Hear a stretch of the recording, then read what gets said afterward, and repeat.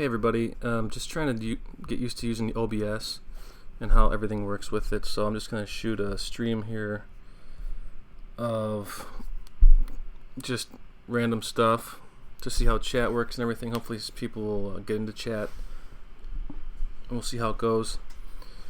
The title of this chat or this live stream is "It's the End of the World," and what I mean by that is that I think a lot of us, especially in the Christian community, think that, we're in the last days and everything, and well, what does that really mean for everybody? And I know that in churches, sometimes we talk about how we call Christianity churchianity these days, because it's just become this kind of religious thing again, which isn't what it was supposed to be. And we're just kind of going to the building and just doing the stuff and then leaving and I'll see you next week kind of thing. And a lot of the stuff that we're doing isn't necessarily scriptural.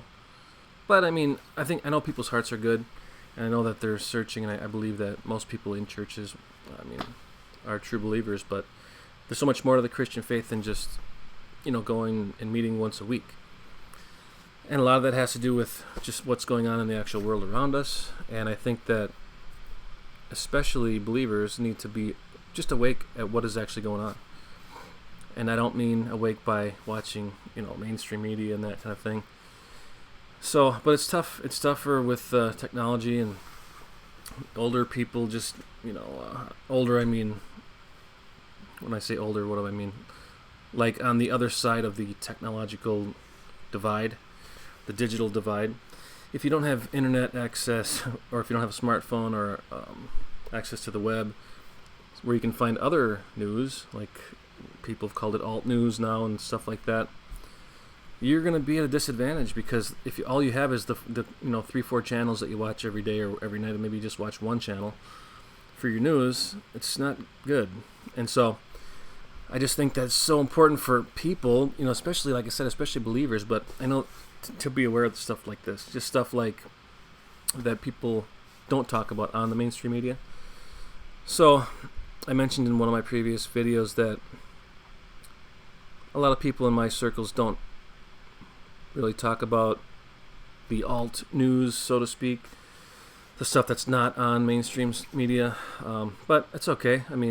It's just part of, there's just more to what's on TV for news, trust me. A lot of us know that. But it just seems like a lot of the people online are more plugged into that. And so I'm just reaching out because we need to be sharp. We need to be aware of stuff, and just to help other people around us that don't know it yet. So it's not a weird thing or a conspiracy theory thing or that kind of stuff. It's just real. It's the real stuff. I know it gets labeled funny sometimes by people who don't understand, or like the old saying, you fear what you don't understand.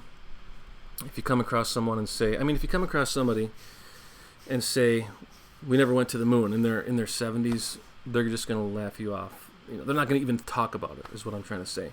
And whether or not you believe we went or not is irrelevant. The point is, certain people in certain generations that are older than me, I'm in my 40s, they're just dyed in the wool, and they're just not going to change. They're not going to be open to thinking about even having a conversation. And I just wish that wasn't the case. And I know I got to be realistic about this stuff, but it is what it is. So I just thought, man, if we can just somehow open dialogue, just be willing to open your mind to being wrong about anything, really. And so I'm a Christian, and I believe the Bible, and I was open to not believing it, in my younger years, because I grew up in a Christian home and stuff, and by the time I was in high school, I thought, well, what if I'm wrong? And it wasn't really until then that I actually looked at it myself and said, well, man, what if I am wrong? And then, am I prepared to be wrong? Am I okay with that? And I thought, well, I just wanted to know the real truth. And I think that's healthy. And then once you do decide, I guess belief is really a decision you make. You decide to believe something, so this is it. This is where I'm at. Then you have to continually, I believe, reprove it over and over, and it sustains your belief. And I think that's healthy because people change, things change, information comes out, and I just need to always be willing to be open to, well, let's see some evidence. Let's see the evidence. I'm not just going to take someone's word for it and then go from there, first-hand stuff. So this whole thing is just really a test to see how, like I said, I'm learning OBS, or what is it? Is it OBS? Yeah, OBS. And so, yeah, I've just been going on some different sites and just to kind of get people in, like I said, that circle where, yeah, we're kind of plugged in. Maybe we're Christians, maybe we're not, but we're on the track of truth. And I believe that if you just find yourself, if you have that yearning for the truth, you'll find it. And I just don't think enough people ask enough questions. It's really about critical thought. We don't have enough critical thought. And I don't know about other countries, but we certainly don't in this country, in the U.S. We just need to ask more questions. I know people are actually waking up now. I think more and more are. Thank God, because this whole system is not a good one, and it's talked about in Scripture. But seriously, it's just not. It's not going to be. Our hope is not in this system that we see today. So the more we can just ask questions and just say, hey man, is that true? If someone comes to you and says, well, like I said, if someone brings up the moon landings, or how do you start a conversation with somebody that's just died in the wool? No, yeah, we went, or I'm just picking on that situation because I've mentioned it. If you go up to somebody who's 70 years old and you say, no, we never went to the moon, they're not going to be, depending on your relationship with them, they're not going to be like, oh, that's a great point, let's talk about that.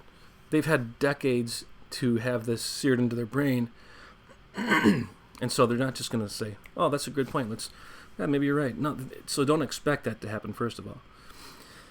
But I think the thing is that when you get to a point where you're comfortable enough bringing that up, not that you have to bring stuff like that up, but I mean, it could be about just telling them, hey, people lie to you. Our leaders lie to us sometimes. And if you are open to believe that, I think that's the first step. I thought about like a little pamphlet or some kind of just article about how to wake up or how to wake people up. And I think the first step really comes down to someone has to be willing to admit that they're lied to by leaders. And if someone can just say, yeah, I can see that, or maybe you can bring them evidence. And I thought, what's a really good piece of evidence that I could show to somebody to say, hey, you've been lied to by our leaders. Now, a leader could be a teacher or a government official or the government on the whole, or it could be it could be anything. Even it could be anybody in the media, of course. That's kind of become overly obvious to people who are somewhat plugged in. But if someone like that 70-year-old person can come to the point where they can say, oh, you know what, they did lie to me there, that would open up just a little bit of hopefully critical thinking again. The next time something happens they hear, hopefully they'll say the next time, now, is that true or not? And I think since someone was talking about, I think it was Rob Skiba, talked about how there's this indie film out called Project Avalanche, I think, and I haven't seen it yet, and in that movie they were talking about how it was about these guys who helped fake the moon landings. Okay, so we're on that topic. And they were like directing this and writing the script or whatever, and somebody was like, how are we gonna convince everybody that we went to the moon? And the guy said, he's like, we don't have to convince everybody. We just have to convince Walter Cronkite we went. So if he believes it, the rest of America is going to believe it because they trust him. So then you see how it flows down from there. And Rob Skiba said it was brilliant line because it's true. If you just get the people that people believe in the fold, and they might be duped themselves, but then the whole Pied Piper syndrome kicks in, and the masses follow that person that they trust. The talking heads on TV, okay, they started with the media. So that may or may not have been accurate historically in that movie, but I think the point was there, if you're following that track of thought about, well, we don't have to convince everybody, and we just have to convince this guy. this person, Anderson Cooper, or pick your guy that you like on TV. Because there's people that just sit down at 6 o'clock and plug their Fox News or CNN in, and that's their whole world. That's their world. Okay, that's what's going on. And then there's the left and the right, and then they fight, and it's just they're distracted, and they're so sucked into these stories that go on and on and on. They're just never ending with politics and this stuff. And meanwhile, our families are crumbling at home. We don't even know what we believe. We don't have a strong, faithful foundation at home, and it's just not what's important. The CNN stuff and MSNBC, all those are basically just there to give you what they want to give you. My point is that you need to have your own sources, your other sources. Go online, figure stuff, ask questions among your friends. Be critical thinkers. I mean, we just need critical thought. I don't know where that went, but man, it's just in such need, because that gives us then discernment. If you have no discernment, you don't even know what questions to ask, and you just want, all you're worried about is getting paid on Friday, and then having a good weekend and watching the game on Sunday, and then you're going back to work on Monday, and then it just repeats over and over and over, and then it's like your life is, that's it. And there's got to be more to life than that. I know there is, but it's about critical thought. It's about being willing to be wrong. That's a big one, because it's pride. People don't want to be told that they're wrong, and people certainly don't want to be told that they've been fed a lie and they believed it for 10 years, because it's pride. It's like, I wouldn't do that, I'm too smart. But that's not really the case. It's just not true. So I'm just working on this OBS stuff, and I'm going to see how this works. So I'm going to switch frames here, and just some ideas as far as like, where do you get other news other than TV? Because I don't even watch TV news. I haven't for a long time, over 10 years, probably 13 years or so. I just stopped because I thought this is not helpful. So I go to Drudge sometime. I mean, I'll go to Drudge a lot to see what's up here. So and you just, this way you get many different articles on from different sources. He's got all these places you can look up. I mean, look at these places. A lot of people just go to one place for news every day, and it could be, like I said, CNN, Fox, MSNBC, ABC, CBS, all those things, or they'll just go to one website here and there. But look at all these places. So this is information that's out there every single day that you could go to get. So I mean, I just have been kind of looking into Zero Hedge recently. Oh my! I'll try this another place.